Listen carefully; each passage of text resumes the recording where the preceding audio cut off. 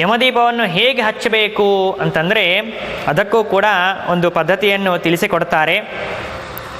ಮೊದಲಿಗೆ ಒಂದು ದೊಡ್ಡದಾಗಿರುವಂತಹ ಪ್ರಣತಿಯನ್ನು ಸ್ವೀಕಾರ ಮಾಡಬೇಕು.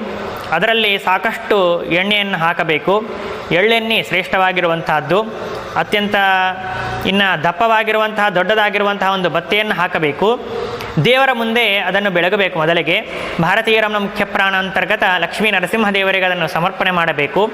ಅನಂತರ ಆ ದೀಪವನ್ನು ತೆಗೆದುಕೊಂಡು ದಕ್ಷಿಣ ದಿಕ್ಕಿಗೆ ಮುಖವನ್ನು ಮಾಡಿ ಯಮದೇವರಿಗೆ ಪ್ರಾರ್ಥನೆ ಮಾಡ್ತಾ ಅದನ್ನು ಸಮರ್ಪಣೆ ಮಾಡಬೇಕು. ಯಮದೇವರಿಗೆ ಪ್ರಾರ್ಥನೆ ಮಾಡ್ತಾ ಇರುವಂತಹ ಸಂದರ್ಭದಲ್ಲಿ ಹೇಳಬೇಕಾಗಿರುವಂತಹ ಮಂತ್ರ ಮೃತ್ಯುನಾ ಪಾಶಹಸ್ತೇನ ಕಾಲೇನ ಭಾರ್ಯೆಯ ಸಹ ತ್ರಯೋದಶ್ಯಾಂ ದೀಪದಾನಾತ್ ಸೂರ್ಯಜಃ ಪ್ರಿಯತಾಮಿತಿ ಎಂಬುದಾಗಿ ಹೇಳ್ತಾರೆ. ಅಥವಾ ಮೃತ್ಯುನಾ ಪಾಶದಂಡಾಭ್ಯಾಂ ಕಾಲೇನ ಶ್ಯಾಮಯ ಸಹ ತ್ರಯೋದಶ್ಯಾಂ ದೀಪದಾನಾತ್ ಸೂರ್ಯಜಃ ಪ್ರಿಯತಾಮಿತಿ ಎಂಬುದಾಗಿ ಹೇಳ್ತಾರೆ. ಆ ದೀಪವನ್ನು ಹಚ್ಚಬೇಕು. ಅದು ಅಖಂಡ ಉರಿತಾ ಇರಬೇಕು.